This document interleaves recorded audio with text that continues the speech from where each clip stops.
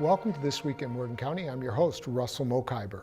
Our guest this week is Jessica Salfia. She's an English teacher at Spring Mills High School in Berkeley County, West Virginia. Welcome to the show. Thank you. I'm glad to be here. Good to have you, and thanks for driving all the way from Charleston this morning. What were you doing in Charleston? Well, I gave testimony at the House public hearing on Senate Bill 451 today. What does that bill do? Well, it does a lot of things. I have been calling it, lovingly referring to it as a grease trap of a bill because it caught a whole bunch of stuff. But I think my favorite analogy, another teacher who spoke on the floor today said that this bill reminded her of when you're in college and you're out of quarters, and so you throw all your laundry in the wash together and try to get as much of it done as possible with just the little bit you have left. The bill does a lot of things. In its original form from the Senate, the Senate passed it. The Senate passed it. There was some good and some bad and some ugly in the bill. There was a pay raise and that was the good. Some good, some initiatives regarding PEIA that would be helpful in terms of using our leave toward insurance. And but there was a lot of bad and there was a lot of ugly, paycheck protection, attacking seniority, and then the introduction of charter schools and ESAs, or educational savings accounts. Right, and I saw your testimony online this morning. You don't like charter schools and you don't like educational savings accounts. Why not? Well, I don't know if it's that I don't know if I would necessarily say I don't like charter schools. I know teachers who teach or have taught at charter schools, and I think that charter schools, like public schools, there are good schools with good teachers and there are bad schools with bad teachers. What I don't like is that educators in West Virginia have been advocating for years for help. We need more funding for projects, for innovation, for field trips. We had to go on strike last year in order to stop a pay cut, essentially, that was going to be created by rising insurance costs and salary increases that were not keeping up with cost of living. And so it's like if your house had a cracked foundation and instead of fixing the foundation, you decided to build on a bunch of additions. That's not really, that wouldn't be beneficial for your house, and probably wouldn't do anything to solve the problems in your foundation. So I think what educators see when we hear about the introduction of charter schools and ESAs is money that we desperately need in public schools for school counselors and mental health care services for our students, being funneled into what are essentially personal and private choices. And so I think that's the biggest issue that most educators have with the bill at this moment. If we get West Virginia education, public education, performing, at the level that we all feel really good about, educators have competitive salaries and schools are not struggling to keep kids in attendance or struggling to find mental health services or with poverty, then if you guys want to talk about charter schools, let's have a conversation about it. The other issue we all have with the bill is the bill was drafted by for-profit school lobbyists. No teachers were consulted in the drafting of a bill that essentially would completely dismantle the whole education system in West Virginia. It's a bill that would take West Virginia education apart and it would never resemble what it was before. And teachers were not brought into that conversation. And we've been very much held at arm's length. For-school and charter school lobbyists have run roughshod over the Capitol for the last 2 weeks. And this morning at the hearing, we were given 70 seconds apiece. But you were promised, you told me earlier you were promised how many minutes were you promised initially? How did that work? The way public hearings work is it kind of does depend on how many people sign up to speak. Generally, they say 2 to 4. There's a little light on the podium that comes on red when you're out of time. And I think if there's not a lot of speakers signed up, then sometimes they extend it into 3 or 4 minutes. So we were told then, yesterday that we most likely would be held to 2 minutes. I had prepared about 4.5 minutes of testimony, so I had to cut it last night at the hotel to 2. And then when we got there were so many teachers that had shown up and superintendents and school board members that had shown up to speak out against the bill in its form that they then cut the time to 70 seconds. How many people eventually spoke this morning? I just saw the numbers on Twitter. Someone had posted them. It was something around like 22 teachers, 5 or 6 principals, 5 or 6 school board members, 5 or 6 parents against, and then 4 or 5 lobbyists, 5 parents, a delegate, and 5 folks, 4 or 5, 3 or 4, maybe 5 folks who run private schools that would benefit from the channeling of money into private schools. Public money into private schools. Right. And before this morning's hearing, there were opportunities for the lobbyists to mold the bill and to pressure members of the committee. Were teachers allowed in on that? No, the bill was introduced by Senator Patricia Rucker. And up until the day that the bill was brought to Senate Education, she herself had a hard time answering questions about what was in it. I watched the Senate Education Committee meeting at the end of the school day, after the fact, after it was posted online, and there were members of the Senate Ed Committee with literally 3 or 4 different versions of the bill that they were supposed to be voting on and discussing because it had been thrown together by out-of-state interests. And then in the Senate Education Committee meeting, I think there were 2 charter school lobbyists who were from the Cardinal Institute who were allowed to get up and give testimony about charter schools. And to my knowledge, not anyone from public education was asked to testify in that committee meeting. Senator Rucker is from the Eastern Panhandle. Mm-hmm. Who is your senator? Senator Rucker. Senator Rucker. Mm-hmm. And so most of the senators from this part of the state voted for the bill in the Senate. All of them. Well, did Senator Unger? Probably not Senator Unger. No, Senator Unger did not. Yeah. So most of them did, though.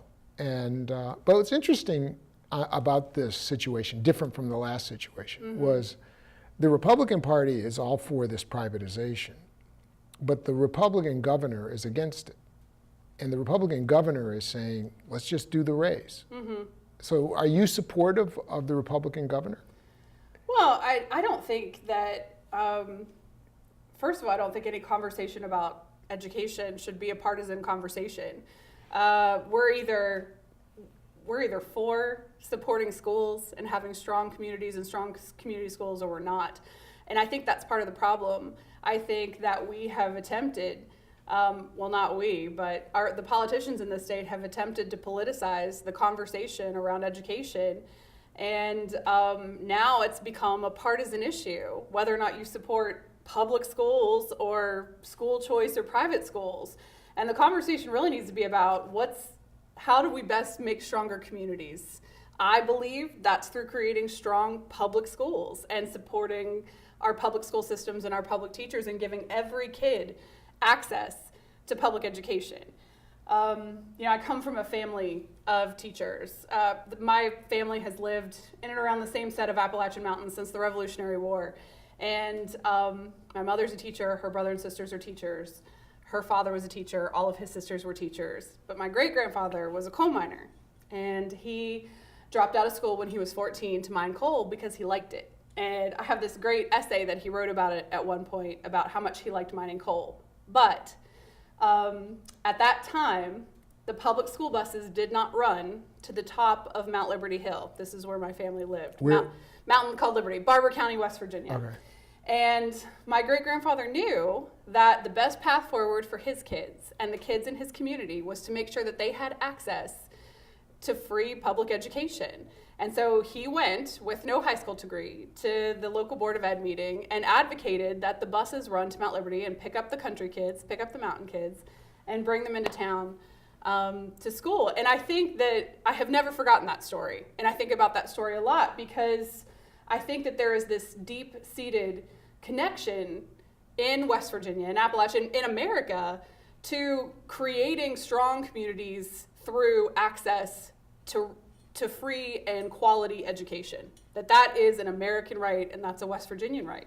And what we see right now is this push to dismantle already struggling public schools and dismantle an already struggling public school system And it's disheartening and it's frustrating because teachers do the work they do because they're called to it. The pay is not good. The hours are long. It's hard. It's emotionally hard. It's labor intensive. I am exhausted at the end of a school week, both mentally and emotionally, every week. And so people don't volunteer for this. People don't go into this work because they know that they're going to make a ton of money or that it's going to be easy. It is certainly not going to be easy. Summers off are not summers off, but they go into it because they believe in it. This is work that you do because you believe in it. So I think that the outcry that we're seeing across the state from public teachers about this bill is because the great work of their life, this thing they believe in, this calling they have, is essentially being attacked. Were you born and raised in the coal fields? No. I mean, I came from a coal town, but not coal fields. North Central West Virginia is a little bit different than Central and Southern West Virginia. Most communities in Barber County were small coal communities, but a little bit different than the coal fields. I grew up like on top of a mountain. And my grandfather eventually just went to farming, or my great-grandfather, farming and left the coal mines. How did you end up in the Eastern Panhandle? Well, I got my education degree and my husband got his education degree and we were engaged and we wanted to get married and start a life. And then I was playing pickup church league softball and I broke my ankle. And I didn't have a teaching job yet. And so I was just a kid out of college subbing and I had no insurance. And my ankle was shattered. And I had to have surgery after surgery after surgery. And it was all these medical bills. And I was like, oh my gosh, I have to get a job right now. So I have insurance. And so we have money and food and, heat. And so we just started applying to jobs anywhere where they desperately needed teachers. And that was in 2004, 2005, when the Eastern Panhandle was having that population explosion. And they just couldn't keep teaching positions filled. And my husband had a relative that lived over here who said, we're hiring teachers. And it's like not really an interest. I'm like, okay, sent my resume over and here we were. It was really all because of a busted ankle and a concern. And you both got jobs. Your husband's assistant principal? He is. He taught AP US history for years and was an assistant baseball coach at Musselman High and then was the head baseball coach at Spring Mills High and now is an assistant principal at Spring Mills Middle. Okay. And one thing that's said about the Eastern Panhandle here is that teachers can make far more money in Maryland or Virginia. Is that true? And if it's true, why don't good teachers like yourself do that? Well, it is true, and they do all the time. My school last year lost 22 teachers to Maryland and Virginia. Some of those math teachers, we have a extraordinary need to fill positions in math and science right now. So 3 or 4 of our AP math, AP physics, AP calculus teachers went to Maryland schools. So they do. Good teachers do leave all the time. It is extraordinarily difficult to retain teachers in the Eastern Panhandle when the competitive pay of Maryland across the border is tempting. People have lives and kids and mortgages, and it's understandable. You have to do what you have to do. All right, back to Charleston. Okay. Did you watch when Governor Justice gave his talk on the education bill? Mm-hmm. And what did he say, and what was your take on it? Well, he said a lot of things. I assume you watch a lot of Jim Justice press conference. You have to have a graphic organizer and keep notes because he does tends to leap around a bit, and then there's some deciphering of analogies. But he said that it seemed as though he was trying to say, why do we need to do all this? Let's just pass the pay raise if you want. And he seemed to be encouraging the Senate to take the pieces of the bill apart and let them run on their own merits, which I think is a good idea. There was so much in that bill, and that also raised a lot of alarm bells. And so I just said to a delegate as I was leaving the House today, if you think your community wants a charter school, let your community vote on it. Like, pull charter schools out and let it run on its own merit. And if it's the will of the people, then democracy. But packing it all up in here together is wrong, and it's unconstitutional, and it's not fair, and it's retaliatory to teachers for the work stoppage. And it's retaliatory because you're using public funds to undermine the public system. Well, it's retaliatory because it's saying, we promised you this other pay raise, or the governor promised you this other pay raise, and you can have it if. Here it is, but we're also going to dismantle X, Y, and Z to create charters or ESAs or online charter schools, which are terrifying to me. Studies have been done on online charter schools. There was one in the Washington Post, I think in 2015, that said kids enrolled in online charters lose on average 72 days of math instruction and 72 days of reading instruction and 180 days of math instruction. Like, they get behind a whole year of math instruction. And this is a big push. This was a big push in the original Senate bill, the online charters. And, all right, so the Senate passed the bill, which had all this stuff in it, charter schools and all the bad stuff in it. The House is considering the bill. Mm-hmm. What's your anticipation of what will happen in the House? Well, it's in the House. It's in House Finance at this moment. The House, I think, did a good job with what they had. They really tried to amend and cut as many of the damaging measures as they could.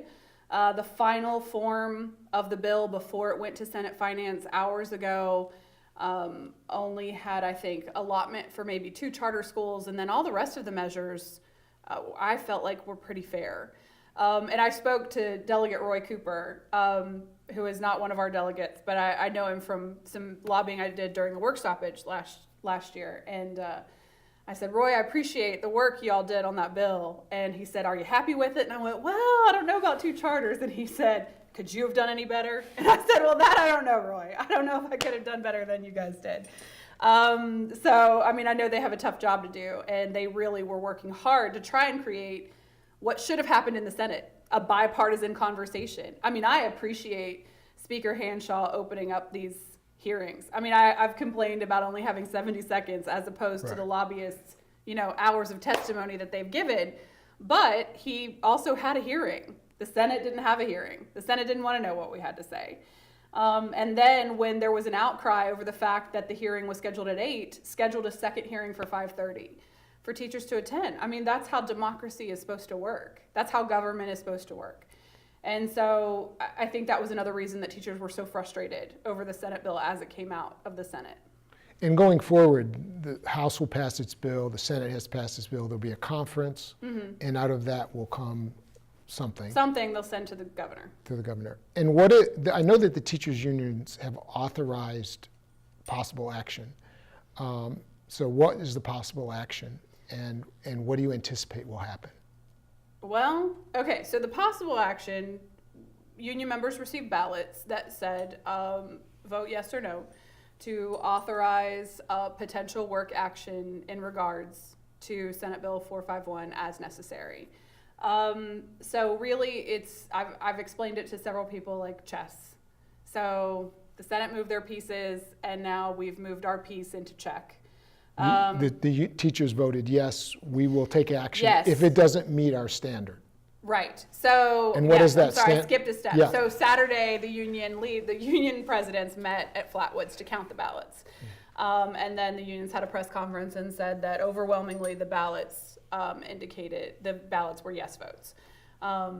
They didn't give any percentages, but they said it was overwhelmingly yes.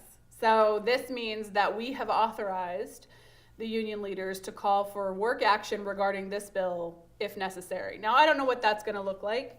I don't know if they'll call for a full work stoppage or a one-day walkout. And we still, I think there's a little bit of, well, Governor Justice has said he's going to veto. So there's that, but the Senate can override a veto. I don't think they have the votes to do that, but they can. So it's kind of a wait and see game right now. I think the worst part about this is that 20,000 educators across the state can't just teach. We have to be our own lobbyists. So I have had the last 2 Februaries, I think, have been the 2 most stressful Februaries of my teaching career because I'm teaching. And I'm trying to think about where my students need to be at this point in the school year and plan and grade papers, and then do things like call legislators after school or at lunch, drive to Charleston and give testimony. And I just want people to do their jobs. You're doing both civics and English, but Yes. but just finally, what's the cutoff? Like what kind of bill is going to trigger a strike? That's a good question. I truly don't know. I think this is part of what is, from the other side, smart about how they've crafted this bill. I think it would be divisive for teachers. I think some teachers wouldn't mind a couple charter schools popping up here and there, where other teachers, there's a line in the sand for them regarding any kind of privatization of public education. So I don't know what the line in the sand looks like for work action. Do the teachers vote on the line in the sand? Or do the union leaders decide? Well, I think the vote that we authorized means the union leaders get to decide. So when we authorized them to call for work action on this bill, then we've given them the authorization. They decide yes, what it is. What the line in the sand is to call for work action. All right. Well, I'll let you get back because I know you've had a long day. But thank you so much for coming by. Yeah. And we'll be in touch and keep tracking it. Yeah, of course. Thank you. I was glad to be here. Thank you. And thank you for watching This Week in Morgan County.